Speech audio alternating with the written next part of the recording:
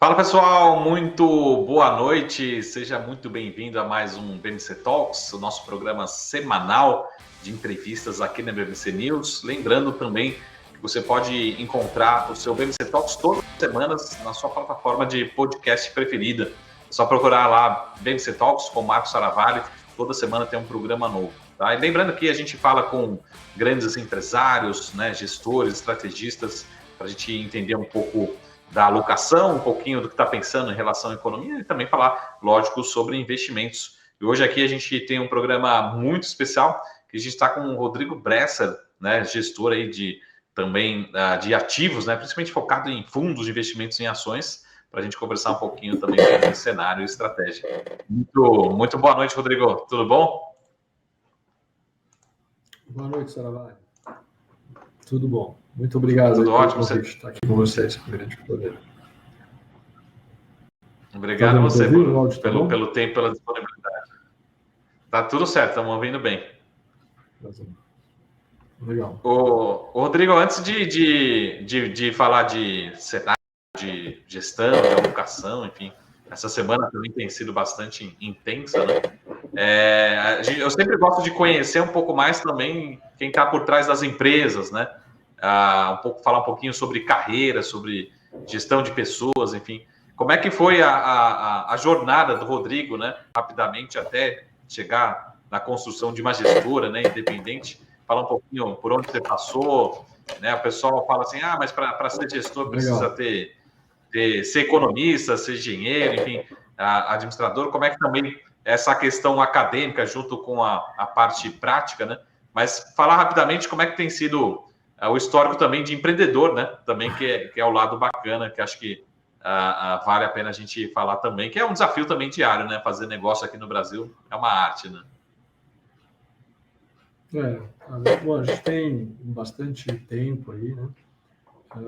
A gestora eu comecei a gestora em 2002 e basicamente focado em fundo de ações e também com fundo multimercado. Uma estratégia utilizando muito mais o know-how de ações do multimercado do que ter o objetivo de fazer um trade macro de curto prazo, quer dizer.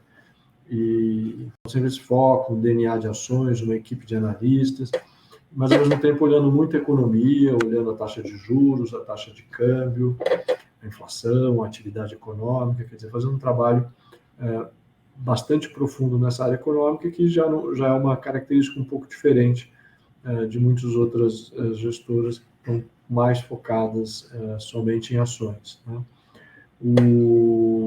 Antes disso, eu sempre fiz a minha carreira no mercado financeiro, né? Desde que eu me formei, eu trabalho no mercado financeiro. Trabalhei também como consultor. Trabalhei na McKinsey. Eu fiz uma especialização, tem uma especialização na GV em economia, né? De administração com especialização em economia. E depois eu fiz um mestrado nos Estados Unidos, também com especialização, eu me especializei em finanças. Então, essa especialização de formação acadêmica aí tem economia, tem finanças, tem um pouco de filosofia, tem comunicações também, tem uma parte de humanas, que eu acho bastante interessante aí. Hoje em dia a gente tem que acompanhar tanto a parte, o que está acontecendo no mundo, na economia, na política também, que é uma formação que eu gosto bastante de ter tido, né? Nessa parte mais humanística também.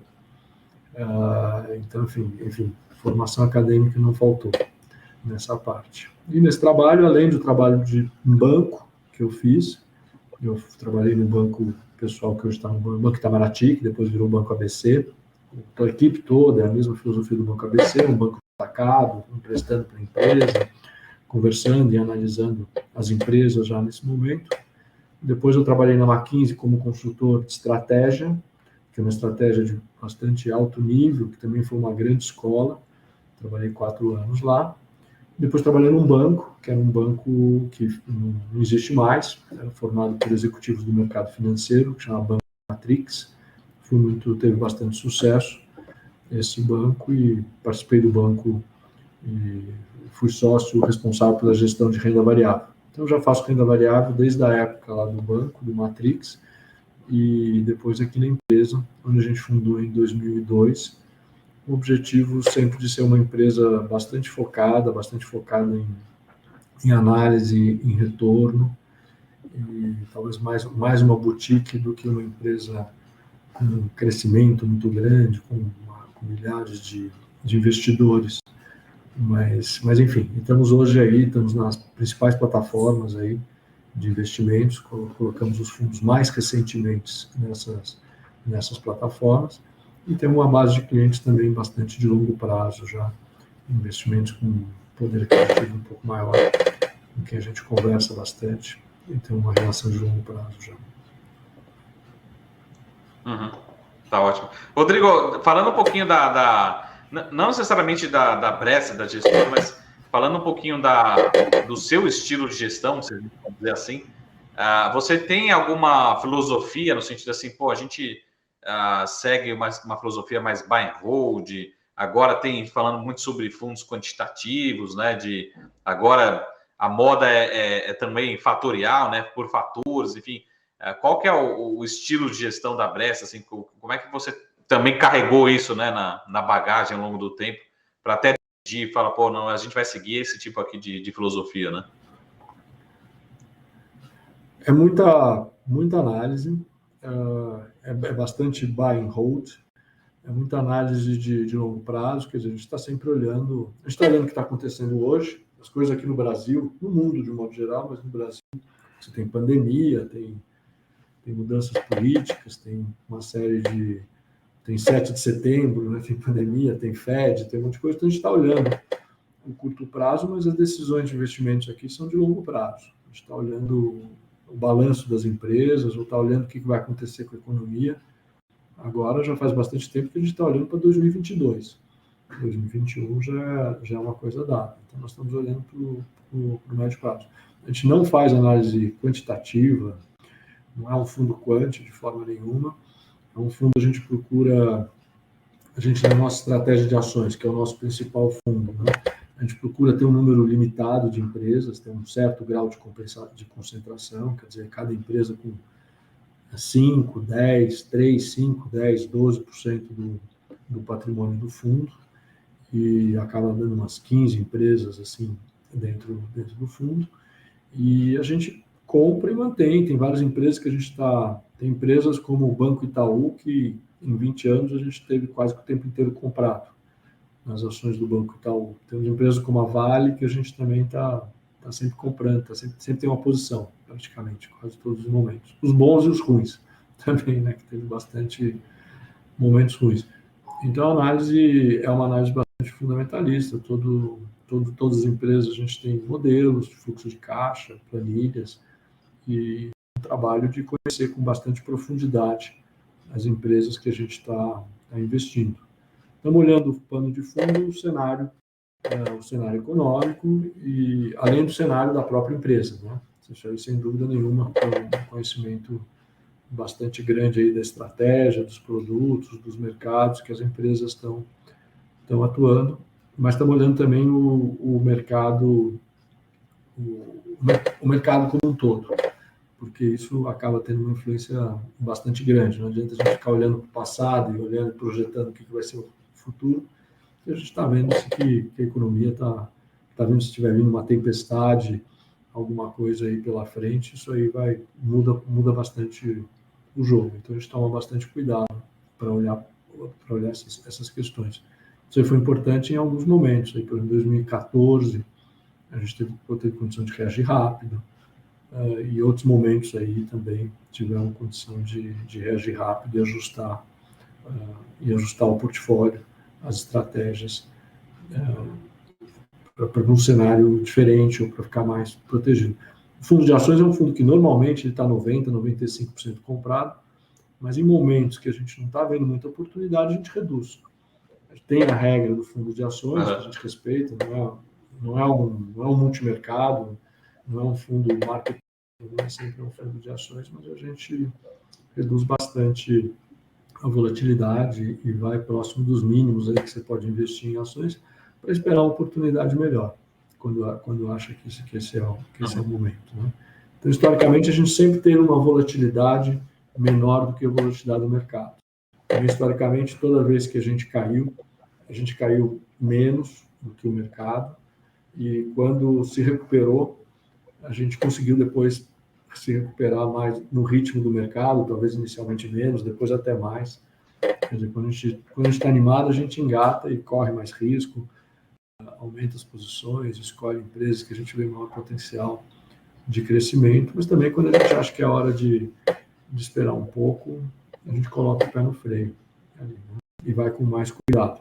Mas tudo são processos que levam 2, 3, 4, 6 meses, até um ano, assim, você vai mudando de opinião, vai vendo, não é nada muito imediato, assim, a gente não tem nenhuma, não são posições de curto prazo, não estamos fazendo posição porque o Fed vai falar, ou porque vai sair um indicador de inflação, um indicador de PIB, ou fato, alguma coisa desse tipo, assim.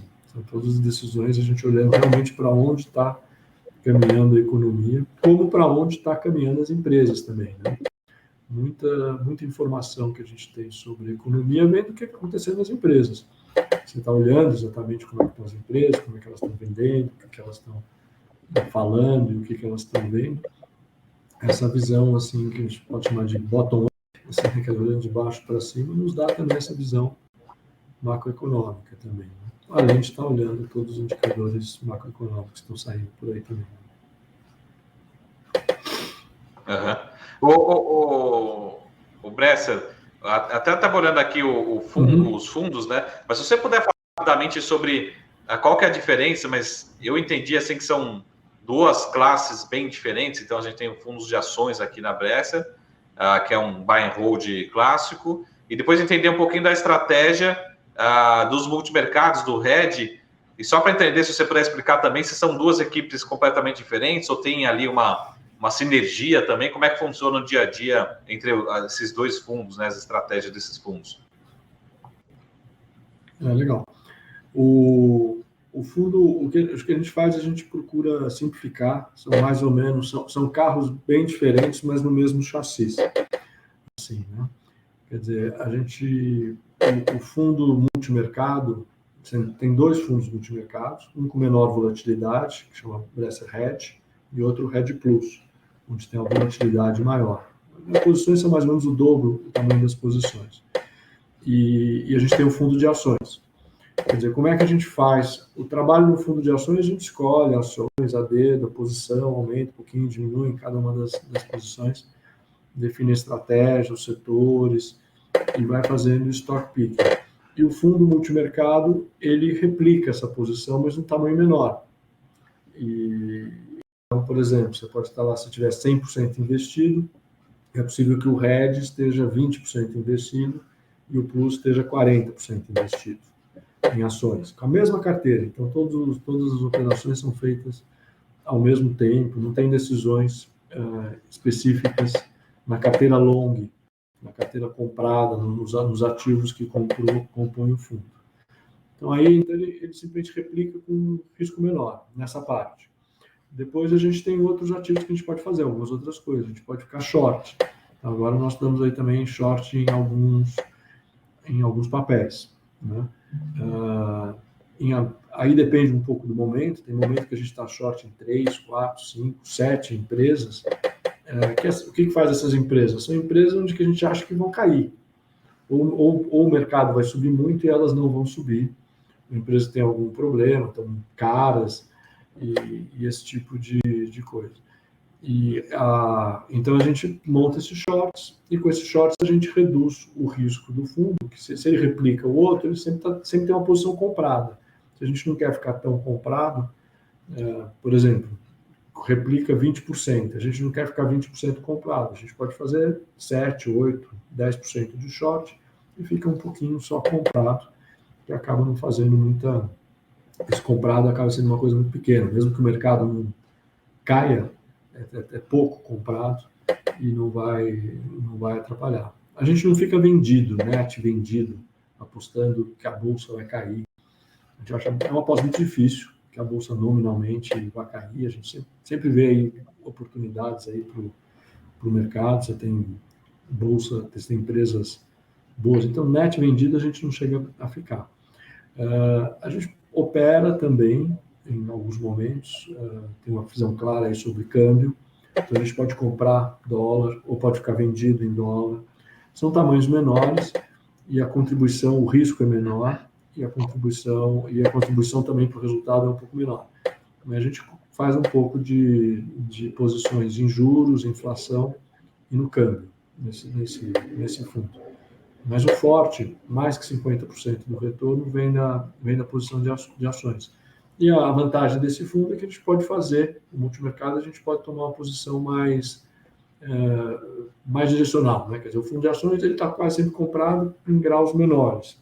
Esse multimercado você pode realmente, se está muito otimista, você pode aumentar bastante a sua posição na bolsa, pode fazer hedge. A gente ficou durante um bom tempo aí, de 2017 até 2020, a gente ficou comprado na bolsa e comprado no dólar. A gente achava que o dólar ia subir e que a bolsa também ia subir. E estava certo. Tanto o dólar subiu como a bolsa subiu. E funcionava como um hedge natural também. Então a gente procura também estar fazendo esse hedge e correr um risco menor nesse fundo, sempre tendo uma posição de hedge. Enquanto fundo de ações, você pode reduzir o risco, pode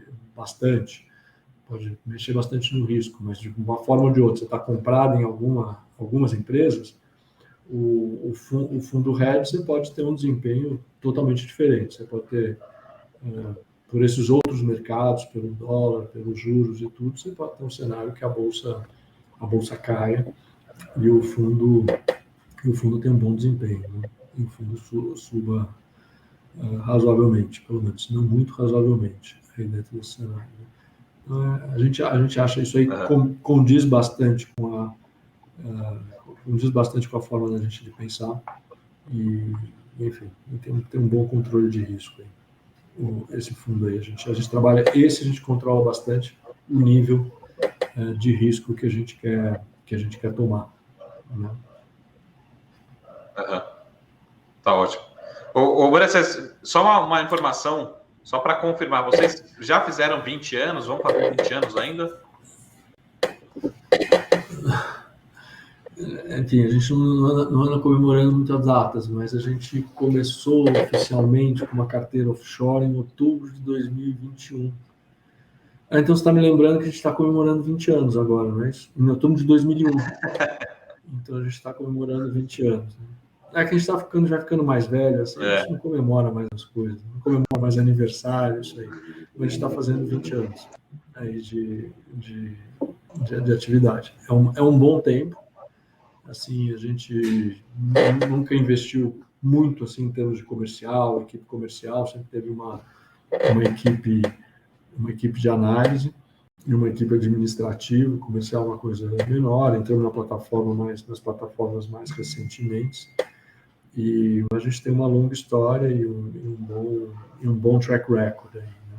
Quem colocou 1 milhão em 2014 no nosso fundo de ações, hoje tem quase 18 milhões ali, né? Tem 18 milhões praticamente, e com um risco bastante baixo, né? A gente tem um fundo offshore que replica o Brasil, que a cota dele em dólar agora está caindo um pouco, subiu agora 12 vezes em dólar, líquido de performance, administração, e o dólar foi de 1,70 para 5,40, multiplicou por 3. Então, quem investiu nesse fundo, em reais pelo menos, pensar em reais, que seria o equivalente do nosso fundo de ações, porque é um fundo espelho, já ganhou mais de 30 vezes o patrimônio também, né? Que colocou no fundo. E, enfim, e acho que o mercado, quando a gente começou, era fundamentalista, poucas pessoas tinham um tipo de gestão fundamentalista. Sim. Hoje isso é mais comum, mas enfim, conta bastante aí já ter passado por diferentes momentos do mercado. Dá uma experiência que eu acho que é muito boa. Aí, tanto para mim como para o resto da equipe. Né? Daqui a pouco o pessoal vai estar te ligando aí, para você perguntar como é que foi o apagão lá em 2001, no começo do século, porque pouca gente estava no mercado desde então, né, desde aquele momento. Só para recordar esse período aí. Só rapidinho do que você falou da alocação, você falou, pô, tem alguns papéis que a gente, que nem Itaú, né? As duas perguntas, né? Qual seria a ação no fundo de ação que vocês têm há mais tempo, ou seja, de repente, desde o início do fundo? E a segunda pergunta é... Não, eu vou fazer a segunda pergunta depois. Primeira curiosidade, né? Essa curiosidade, tem alguma ação que vocês carregam até hoje, desde o início? 20 anos de posição?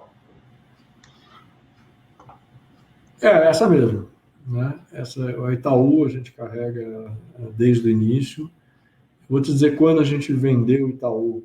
A gente vendeu o Itaú quando a Dilma entrou e começou com aquelas medidas macroprudenciais. O Itaú tinha passado por um período de crescimento muito forte da carteira. A carteira de crédito dela estava muito grande, a carteira de automóveis também estava muito grande. E a gente achou que o papel ia ter uma correção bastante significativa aí. Ele teve que fazer uma reestruturação grande aí e a gente vendeu. E a Dilma falando em baixar muito juros e tudo e tal. A gente vendeu, mas não durou um ano. Eu creio que a gente ficou vendido. A gente vendemos também as ações do Itaú. Estava com uma posição bastante grande até 2017, 2018. E tivemos também ações, já tivemos ação lá atrás do Unibanco, já tivemos um pouco de ações do Bradesco também, mas o foco maior, já tivemos um pouco de Santander, mas o foco maior sempre foi no Itaú, sabe? Pela qualidade da gestão, pelo retorno, foco em retorno para os acionistas, o controle de risco muito bom, quer dizer, é o tipo de empresa que a gente sempre gostou, assim, empresa com dono, ao mesmo tempo conservadora e com risco baixo e com retorno alto. Né? Tem uma empresa que você pode apresentar aí, que a gente já teve bastante na carteira, e também tem esse perfil, que é a Ezetec. Eu acabei de ver o Emílio Fugazza aí fazendo uma entrevista agora há pouco aí no canal, no BMC News. E também esse tipo de perfil de empresa. Então, Itaú é uma situação dessa. Agora, recentemente, teve essa preocupação grande com fintech, então um mercado bastante desafiador, quer dizer, um mercado bastante concentrado, está tendo um movimento muito saudável aí de ter mais competição. Isso significa para eles uma necessidade de se reinventar. E eles estão trabalhando nessa direção. Particularmente, o que eu vejo agora neles é que há alguns anos já eles estão com uma carteira conservadora de crédito, então estão tendo perdas muito pequenas. Então, se você entrar num cenário mais desafiador em termos econômicos aqui no ano que vem, já foi bastante desafiador 2020 e tudo, mas se você continuar num cenário mais desafiador, eu acho que isso não vai ser problema para eles. Então, sempre muito bem posicionados e com uma carteira muito protegida, com muitas garantias, a carteira com risco muito baixo, a carteira deles de crédito. E tem o outro fator que eu acho que é importante, positivo agora, que é o banco, basicamente é um banco que tem 155 bilhões de patrimônio líquido e a taxa de juros está indo de 2 para 10. Você pode falar para mim aqui, você falar para mim que vai para 8,5, eu aposto numa cerveja com você, né? Um suco natural. Mas porque vai para mais do que 8,5. Né? Eu acho que a inflação vai para 2 dígitos. Mas vamos dizer assim, esses 8%, 10%, 8% a mais de juros, vai direto no resultado dele. Né? Então, eu acho que é bem conservador. Quer dizer, o banco tem a tesouraria, que pode mudar as posições e se proteger de vários eventos. E demanda para o serviço bancário, todo mundo precisa. Não é uma coisa muito discricionária. Você tem que pagar o banco, tem que pagar a tarifa, tem que pagar o empréstimo, tem que falar esse tipo de coisa. Então, eu vejo que mesmo num cenário, se a economia, a atividade diminuir no ano que vem, a gente não vejo uma preocupação com o lucro dele, pode até crescer e está no valuation mais barato. Então, acho que é um papel interessante. E ele tem uma participação na XP. E a XP é uma empresa de grande crescimento atualmente. E a XP representa hoje mais ou menos 20% do valor de mercado do banco. os acionistas do Itaú vão receber duas ações, vão continuar com a ação do Itaú e vão receber uma ação da XP. É um outro perfil de investimento, mas também é muito interessante. Então, você olha o Itaú já sem a XP na frente, ele está negociando múltiplos baixos, bastante baixos. Acho que, nas nossas contas, por volta de 9 vezes o lucro. Quer dizer, nós estamos falando no mercado onde tem empresa negociando a 90 vezes o lucro, né? E acho que não tem resultados tão consistentes que nem deve ter o banco, e nem essa perspectiva de que, aumentando os juros, possa crescer o lucro, né? Uhum. Ô Bresser, já falando do Itaú... Voltou. Não. Pode ficar tranquilo. Em relação ao Itaú, já que aproveitando o gancho, primeira coisa, a gente está gravando aqui alguns dias antes da Assembleia, né, da decisão. Por exemplo, você acha que faz sentido comprar antes da Assembleia só para pegar esse possível dividendo, aí, essa participação da XP que o acionista do Itaú vai receber? Essa é a primeira pergunta. Depois eu tenho uma outra pergunta que é um pouco mais provocativa, mas primeiro essa em relação que é um pouco mais de curtíssimo prazo, né? Tá bom, vou responder rápido aí, que eu estou curioso para saber qual é a mais provocativa. Mas olha, a gente está vendo agora, nesses dias, a XP corrigindo. Várias empresas, fintechs, Stone, caiu, PagSeguros e outras, tal, caíram esse mês, está terminando o mês, né? Praticamente no último dia do mês. Ela está teve um mês passado excelente, agora está tendo um retorno. Eu acredito que isso aí, em grande parte, é uma preocupação com o fluxo que vai chegar de muitos investidores, talvez não conheçam o XP, e tem fundos passivos que devem vender a posição que tem no XP. A XP não faz parte do índice, então ele vai ficar só com o Itaú, que faz parte do índice, ele é obrigado a vender essa posição. Então a XP está passando por esse momento aí, um pouco, tecnicamente, um pouco delicado. Olha, eu acho que não há necessidade de comprar Itaú para ter essa posição na XP. Pode comprar e ficar nas duas, ou esperar um pouco e avaliar em qual quer ficar. Que percentual quer ficar no XP, que percentual quer ficar no Itaú. Eu acho particularmente as ações da XP muito interessante, quer dizer, uma empresa que dava 1 bilhão de lucros em 2019, em 2020 deu 2 bilhões de lucro, e no último trimestre deu 900 milhões de lucro. Quer dizer, acho que é bem possível aí que dê 1 bilhão de lucro neste ano também. E cresce de uma forma absurda. Tem 1.500 pessoas a mais na área comercial a cada trimestre. Quer dizer, então tem uma força bastante grande. Com todos esses movimentos que você tem, o pessoal foi para ações, agora parou o fluxo para ação, está tendo resgate em fundo multimercado, mas troca produto e tudo, mas ela tá capturando uma parcela do mercado bastante interessante, tanto de profissionais como de recursos. Então eu vejo a empresa, apesar de um múltiplo mais alto, um investimento mais perigoso, sempre que você compra uma empresa no múltiplo alto, está correndo um risco a mais, mas a gente vê isso com bons olhos. Assim, acho que ela tem condição de continuar crescendo, não nesse ritmo de dobrar o lucro a cada ano, de forma nenhuma, mas num ritmo menor ela tem condição de crescer bastante. A gente está olhando, como eu falei, a gente olha para o longo prazo, a gente está olhando ela para daqui a uns 3 anos, assim, e ver ela crescendo bastante os lucros. E acho que só para completar uma coisa, o que é interessante, em alguns setores a gente vê as empresas muito bem, mas fica preocupado que você olha para frente e fala, vai vir muito mais competição, né?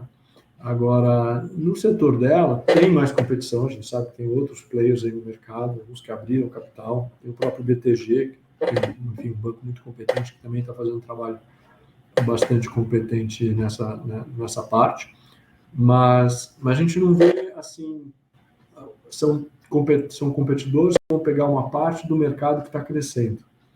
Não quer dizer que as taxas vão ser muito menores, que os preços vão ser muito mais baixos do que são hoje. Não tem essa distorção.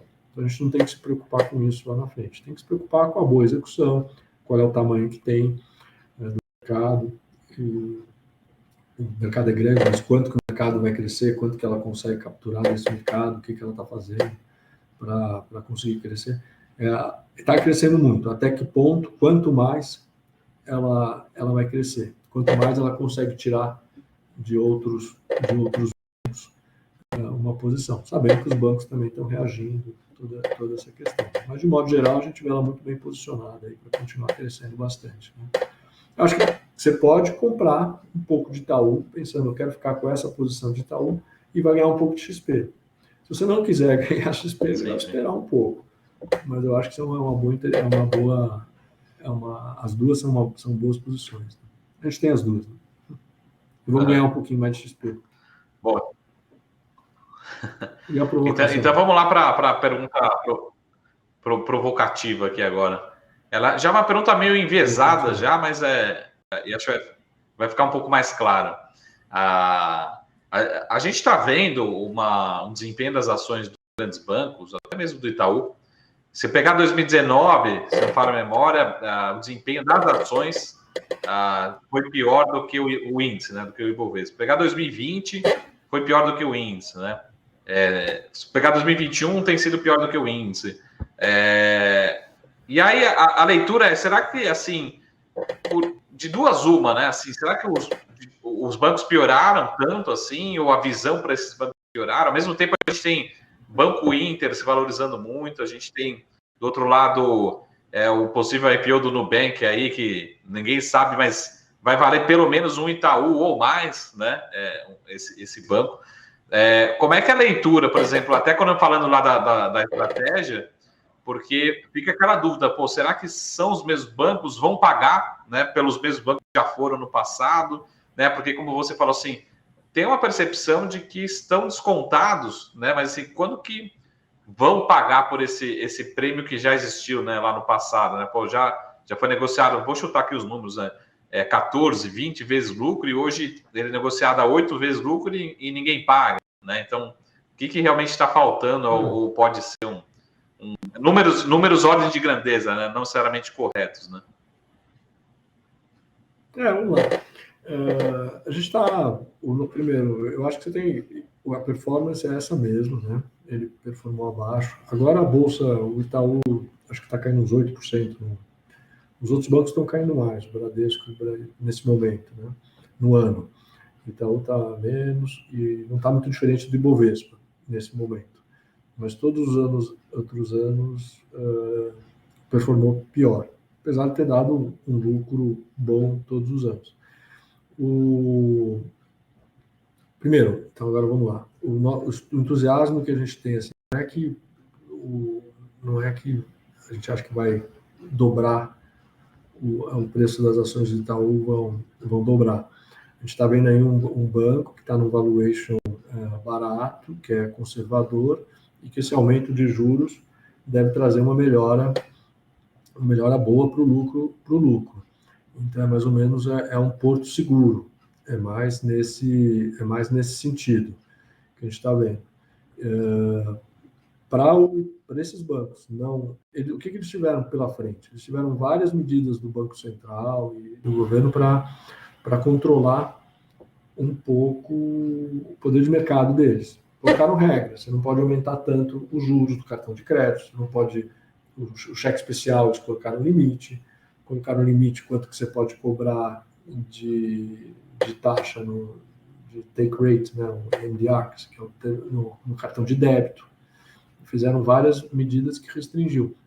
Então, isso prejudicou a rentabilidade deles. Outra coisa que prejudicou foi os juros mais baixos. Quer dizer, isso aí prejudicou claramente. Houve aumento de impostos.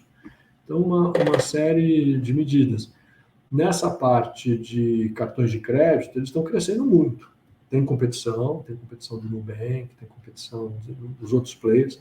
Na parte de investimentos, também tem uma competição, perdem, disputam o mercado aí com BTG, com XP, com outros players, mas assim, não chega a ser de um tamanho que prejudique a rentabilidade. Eles são muito grandes em crédito, tem uma base de clientes muito grande, também que eles não vão perder essa base de clientes de uma forma fácil. Eles estão brigando para manter essa base de clientes. Eu acho que a questão toda é que essa competição vai trazer custos mais baixos. São empresas com uma base de custo muito baixa. Seja o Nubank, você falou do Banco Inter, seja XP, todas as empresas têm custo muito mais baixo. Então, eles vão ter que fazer um trabalho sério de redução de custo, né? Então é desafiador mesmo o cenário para eles. Assim, a longo prazo, é possível fazer isso? Eu acho que é, porque você vive aí nos Estados Unidos, aí, em outros mercados, na Europa, os bancos estão lá. Tudo bem, não tem uma rentabilidade lá grande coisa, mas eles sobrevivem. E aqui acho que capital conta muito ainda também. Eles têm muito capital, muito relacionamento com as empresas e tudo. Então não é tão simples tirar o mercado deles. Eu acho que o mercado de cartão de crédito é um produto muito rentável para eles e é um produto que que eles vão sofrer bastante concorrência aí para frente. O Bradesco, se eu não me engano, está fechando esse ano 1.100 agências. Ele está transformando as agências em escritórios, né? E essa é uma medida que reduz o custo, quer dizer, ele mantém a força dele de venda e, ao mesmo tempo, reduz o custo. Qual é a velocidade que eles vão ser capazes de se adaptar a essas mudanças? É uma questão difícil de saber. Eles não vão voltar. Esses bancos já negociaram 4 vezes o patrimônio líquido, já tiveram retornos de 32%, 34% sobre o patrimônio. Quer dizer, hoje ele negocia 1,5 vezes. Acho que isso aí não vai acontecer de forma nenhuma. A gente não vai ver esse tipo de comportamento, não. Então, realmente, longo prazo, esse aqui, os bancos hoje, isso é um porto seguro, vamos dizer assim. A impressão que eu tenho. Não tem a volatilidade de uma commodity, não tem os múltiplos altos que fizeram essa correção grande nas ações do mercado interno, não tem múltiplos altos atuais, não tem projeções, assim, expectativas muito grandes. Né? O que a gente pode olhar que aconteceu nesses últimos meses é que tinham várias empresas aí que estavam com múltiplos, por exemplo, de 50 vezes para esse ano, e o mercado enxergava que o múltiplo para o ano que vem era 30. Né? 30 tudo bem. Só que historicamente era uma empresa que tinha um múltiplo de 20, 25. Né? E daí a gente olha um pouco mais o cenário e fala, bom, é 50 esse ano que vem não vai ser 30, o lucro não vai subir mais de 50%, ou 50% para o múltiplo cair para 30, né? Sim. Aproximadamente isso. Não, a economia tá ruim, então não vai ser. Então vai ser 50 de novo. Não, peraí, 50 não dá. E com juros subindo, quando você tinha juros altos, essa empresa negociava 20, não negociava 50. Né? Então a empresa teve que ter correções, a gente viu correções aí na faixa de 30% nas ações nesses meses. Né? Eu acho que é isso que aconteceu. E, enfim, se tiver alguma outra... Agora, os bancos já não têm essa correção tão grande assim. Então, é só nesse sentido. Eu não vou ficar aqui defendendo muito o banco aqui, que não é uma das posições assim, mais preferidas. É uma coisa que a gente gosta no longo prazo e tudo, mas sabe que está com o mercado bastante difícil. Uma coisa que fez o banco ser um bom investimento é que o mercado foi um mercado concentrado, né? Então, sempre que você tem um mercado concentrado, com poucos players, acaba tendo um poder de mercado. E ainda mais se você encontra pela frente gestões muito boas. Aí, eles conseguem tirar o máximo dessa concentração do mercado, fazer o máximo com o custo mais baixo, tomar as decisões mais adequadas. Aí. Agora eles estão tendo que tomar outras decisões, porque o mercado está mudando. Vamos ver. Maravilha. Então, já que você falou desse tema, fala para a gente aí qual que é a ação preferida hoje aí na Brescia, ou o setor preferido, o que vocês estão... Lembrando que ano que vem, né, a gente falou pouco aqui, mas ano que vem a gente tem o ano de eleições, que não deve ser um ano fácil, né? Deve ser um ano bastante intenso, né? Pelo menos. No mínimo intenso, né? Olha, a gente está, como eu falei, a gente tem essas ações, temos XP, temos o Banco Itaú, né? E uma posição que a gente tem aí que a gente foi bem, foi bastante bem esse ano, uma posição razoável, tamanho bom, é a JBS. e eu acho que a JBS vai continuar indo bem. Legal. Né? A JBS está subindo 50% no ano, e ela, ano passado, ela surpreendeu o mercado. Era uma empresa que tinha uma margem de 8%, e agora está com uma margem de 13%. Pelas melhoras no mercado de proteína no mundo todo. A empresa tem muito pouco risco no Brasil. Se o dólar subir, ela vai ganhar mais, porque acho que 90% da receita, 100% da receita dela, 90%, é dolarizada praticamente. 50% da operação dela é nos Estados Unidos. Os Estados Unidos está muito bem. Dentro dos Estados Unidos tem mercado de porco, de bife, quer dizer, de carne bovina, de porco e de frango. Quer dizer, se um mercado não está bom, o outro acaba compensando. E agora os Estados Unidos está muito bem, o Brasil não está muito bem.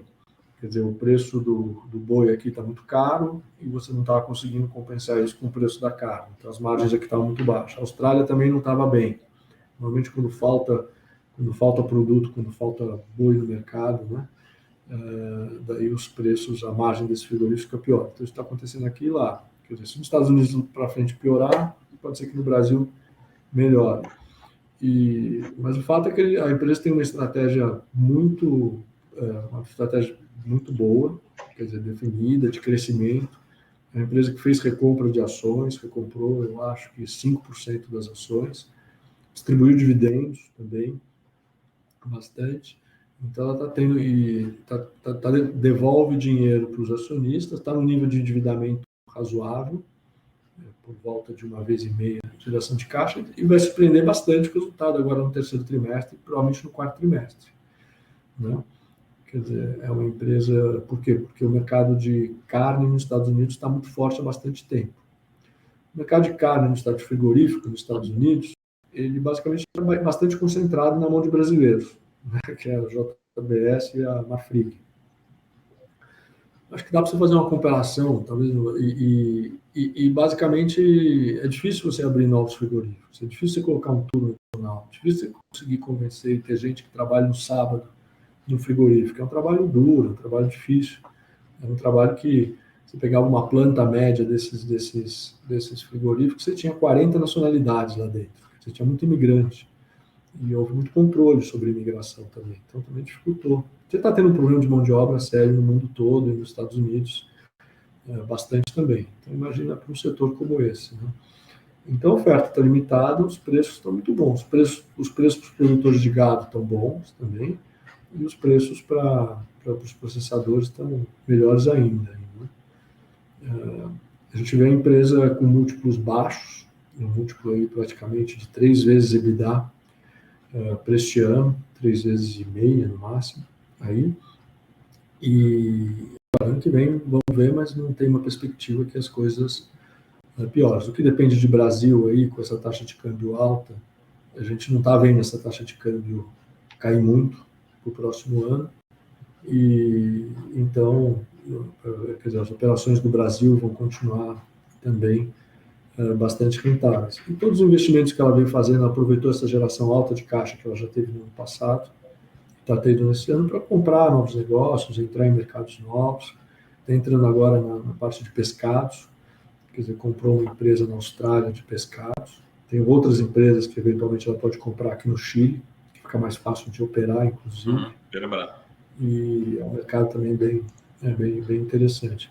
Então, essa é outra empresa que a gente gosta. Tem mais outras 2 empresas na parte de varejo que a gente tem na carteira e gosta. Aí, uma acho que protege bastante aí para o setor atual, que é o açaí. Quer dizer, por ser um modelo que está indo muito bem, e é um modelo de baixa renda, que eu vejo uma tendência de migração para esse modelo. Né? Quer dizer, se houver o poder aquisitivo está caindo. Se você pega os dados do emprego hoje, a renda real está caindo, porque os salários nominalmente não estão subindo. E a inflação comeu uma boa parte dos salários. Então a renda está menor. Então, quer dizer, cada vez mais é preciso que você faça algum trade down também de consumo, reduza algum consumo e procure comprar no varejista que tem o menor preço. Né? E esse modelo de açaí tem sido melhor que o modelo dos hipermercados. Né? você tem o Atacadão e o Açaí. O Atacadão tem dentro do Carrefour, e o Açaí, o Pão de Açúcar separou as ações, então tem só. Então tem um retorno muito alto, está investindo, crescendo, e tem um mercado bastante grande para ele continuar crescendo e crescer as vendas por loja também. Dentro desse cenário, eu acho que é bastante. E trabalha num preço, numa relação preço-lucro aí, ainda está num valuation bastante razoável. Então também é um porto seguro. A Renner é um caso um pouco mais difícil, no sentido de estar no mercado mais de consumo e tudo mais, que também está sofrendo. Estava tendo, agora, no meio do ano, está tendo uma melhora muito grande de cobertura. E eu acho que ela fez uma capitalização que foi muito boa. Quer dizer, com a pandemia, ela acabou ficando mais endividada. Ela fez uma emissão de capital e está caixa líquida. Quer dizer, ela está muito preparada se ela quiser fazer alguma aquisição. Mas se não fizer a aquisição também, ela pode fazer a gestão e continuar com os investimentos dela, com o crescimento orgânico. Com os lucros aí que o mercado está esperando, que eu acho que são possíveis de ocorrer, desde que você não tenha nenhuma crise, ela está negociando um preço razoável. É um varejista que não tá caro, vamos dizer assim. Agora, está sofrendo aí, se as coisas piorarem um pouco aí também, acho que todos os varejistas e o consumo inteiro pode sofrer. Né? Acho que tem muitas ações, tem muitos mercados aí que já tem uma correção significativa. Né? A gente pega o mercado de construção civil, assim, as ações caíram em média 40%. Então, tá difícil. A parte de commodities, a gente está com uma posições um pouco menores. Tem JBS e tudo, mas a gente está com posições um pouco menores. A gente teve posições bastante grandes no começo do ano e resolvemos diminuir aí um pouco uma mudança um pouco na estratégia, ter um pouco menos de risco na carteira. Mas o mercado está bom também. A gente gosta bastante das empresas de papel e celulose, gosta da Vale, siderúrgicas, esse preço já está num preço mais razoável também. Já subiram muito, agora já recuaram bastante.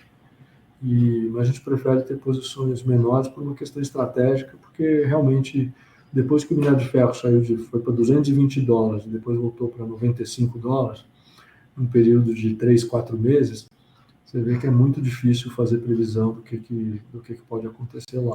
Como está tendo uma desaceleração forte do mercado de carne, de housing lá na China, a gente viu essa Evergrande aí, né, quebrando, e a gente não sabe como é que pode ser o tamanho dessa parada lá. A queda de consumo de aço foi muito grande, agora no curto prazo. Então, a gente prefere ficar um pouco mais, tendo algumas posições onde a gente tem um pouco mais de controle aí sobre o que vai acontecer com a demanda, né? O mercado, tudo. Não depender tanto do preço dos commodities. Resolver ter posições menores disso. Né? De um modo geral, a gente está mais cauteloso agora com o mercado.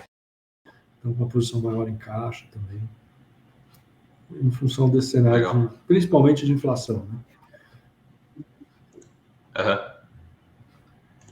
Ô, Rodrigo, eu falo para todo mundo, eu acho que é importante a gente respeitar também aqui o horário, mas o bate-papo está muito bom e a gente já passou voando, né, nosso tempo aqui. Eu só queria passar 2 recadinhos rápidos. Primeiro, depois você me confirma se eu estiver errado, mas o endereço oficial aqui, bresserasset.com.br, é isso, né? O endereço oficial na internet. Então, para quem quiser informações sobre os fundos, enfim, sobre a gestora, pode também assinar lá a newsletter, né, para receber as informações. Procurem sempre o canal oficial. E, Bresser, a última pergunta, assim, eu queria que você falasse assim, sim ou não, né? A gente está vendo aí Bovespa caindo 6% no ano, né, ainda bem atrasado em relação a outras bolsas mundiais, emergentes. 110 mil pontos, né? É hora de aumentar a posição em bolsa ou 110 mil pontos é hora de ficar cauteloso, né, e reduzir a posição em bolsa, né? O que fazer para o investidor de 3, 5 anos para frente, né? Aumenta a posição ou diminui a posição? Não, acho que 3, 5 anos para frente vocês podem sempre comprar. acho que nós vamos ter retorno maior do que a taxa de juros. Você pensar agora, daqui até o final do ano, com esse risco de crise hídrica, e com o dólar subindo e eleições para frente, não é um cenário absolutamente claro aí que a Bolsa vai subir muito, não. Né? Acho que tá tendo uma competição maior aí, acho que agora é um momento para tá mais defensivo e esperar um pouco. Não é maiores correções, eu acho que já foram. Agora, já tem coisas atrativas, mas não é um momento que a gente pode falar assim, olha, compra agora, que daqui a 3 meses vai estar, daqui a 3 ou 6 meses vai estar 30% a mais.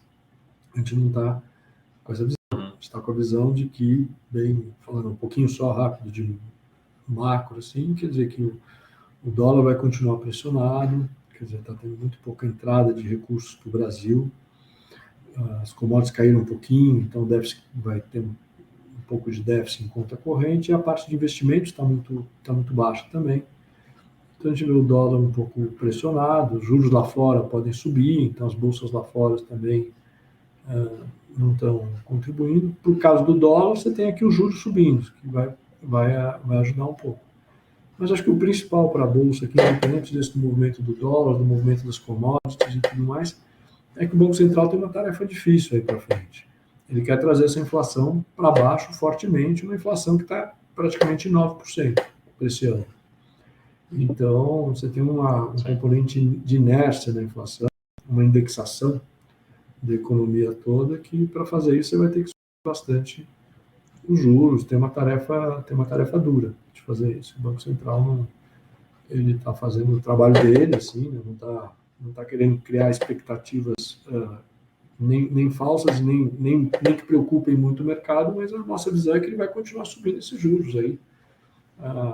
Esse ano aí, em 8,5%, vai continuar no ano que vem mais um pouco, até ele sentir que a inflação está convergindo para a meta. Então, fica uma questão aí se a gente deve converger e trazer essa inflação para o centro da meta, para os patamares, ou para patamares muito próximos do centro da meta já no ano que vem, ou deve fazer um processo um pouco mais lento. Então, nesse cenário de aumento de juros, aumenta o custo financeiro das empresas. Não preocupa muito a gente, porque a gente não está com empresas tão endividadas na carteira, mas aumenta o custo financeiro das empresas, as decisões de investimento vão estar menores aí por causa das eleições. Então, eu acho que é o momento de ficar um pouco mais cauteloso. É assim que a gente está vendo. Gostaria de falar o contrário aqui, mas não é. Mas a gente tem que ser mais realista. Acho que nesses momentos assim que é importante também na gestão a gente proteger o que a gente tem. Então, pelo menos dentro do fundo, é o que a gente faz. Aumentando caixa e comprando e investindo em posições que a gente vê um risco menor quando a gente não está muito otimista com o mercado. Vamos esperar chegar um pouco mais para o fim do ano e ver como é que se comporta a inflação e tudo mais. E mais para frente também olhar um pouco as eleições aí que vão causar, pelo menos volatilidade vão causar. Não creio que vão causar mudanças econômicas muito profundas, qualquer que seja o candidato. Mas vão causar preocupações, volatilidade aí no mercado. Tá ótimo. Pô, Rodrigo, muito obrigado pelo papo, né? Passou muito rápido mesmo, dá vontade de estender aqui, o pessoal já está me cobrando para o próximo programa, mas vamos marcar mais vezes, né? Muito obrigado, agradeço em nome da BMC aqui, todo o time da Bresser, e a gente se encontra mais vezes. Obrigado pelo tempo e pela disponibilidade. Agradeço a você, em nome da Bresser, em nome de todos nós aqui, Marcos. Tá. Prazer, um grande prazer. Estamos aí. Obrigado, boa noite. É isso aí, pessoal. Esse aqui foi o time da Bresser, né? Lembrando aqui, liderado pelo Rodrigo Bresser Pereira, que é um dos gestores da equipe, né? Sócio fundador da Bresser Assets. Sempre procure, né? O canal oficial bresserasset.com.br. Lá tem a newsletter, tem todos os fundos, como encontrar, enfim, rentabilidade, todo o histórico da gestora, tá bom, pessoal? E lembre também que você pode ver pela sua plataforma, né? Escutar pela sua plataforma preferida de podcast. É só procurar BMC Talks toda semana, um programa novo. Tá bom, pessoal? Então a gente se vê aqui na próxima quinta-feira, às 18 horas, nosso BMC Talks sempre aqui na BMC News. Uma ótima noite e a gente se vê em breve. Até mais. Tchau.